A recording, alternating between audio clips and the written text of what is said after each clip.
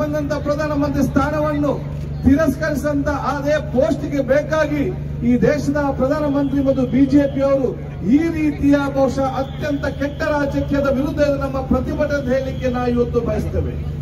ಬಹುಶಃ ಇವತ್ತು ಯಾವುದೇ ಒಂದು ಆಧಾರವಿಲ್ಲದೆ ಬಹುಶಃ ಇವತ್ತು ಇಡಿಯನ್ನು ತನಿಖೆ ಮಾಡುವಂಥದ್ದು, ಕರೆಸಿ ಸುಮ್ಮನಿಲ್ಲದೆ ಚರ್ಚೆ ಮಾಡುವಂಥದ್ದು. ರಾಹುಲ್ ಗಾಂಧೀಜಿಯವರನ್ನು ಕರೆದು 52 ಗಂಟೆ ಚರ್ಚೆ ಮಾಡಿ ಏನು ಕೂಡ ಇವರಿಗೆ ಸಿಕ್ಕಲಿಲ್ಲ. ಯಾವುದೇ ಎಫ್ಐಆರ್ ದಾಖಲಾಗಲಿಲ್ಲ. ಯಾವುದೇ ಕೂಡ ರಿಟರ್ನ್ ಆದ ಒಂದು ಕಂಪ್ಲೇಂಟ್ ಸ್ಟೇಷನ್ ಅಲ್ಲಿ ಇವತ್ತಿಲ್ಲ. ಅಲ್ಲಿ ಯಾವುದೇ ಎಫ್ಐಆರ್ ಇಲ್ಲದೆ ರಾಹುಲ್ ಗಾಂಧೀಜಿಯನ್ನು ಕರೆದು 52 ಗಂಟೆ ಇವತ್ತು ಅವರು ತನಿಖೆ ಮಾಡ್ತಾರೆ. ಅದೇ ನಮ್ಮ PSI ಅಲ್ಲಿ ಅಕ್ರಮವಾಗಿ ಇವತ್ತು ಕೇಸ್ ಆಗಿ ಯಾರು ಇವತ್ತು DGP ಆಗಿ ಒಂದು ಅಮೃತ್ ಕೋಲ್ ಅರೆಸ್ಟ್ ಮಾಡಿದಾಗ ಇವಾಗ 2 ಗಂಟೆಗಿಂತ ಜಾಸ್ತಿ ಇವರನ್ನು ಇವತ್ತು ಚರ್ಚೆ ಮಾಡುವುದಿಲ್ಲ.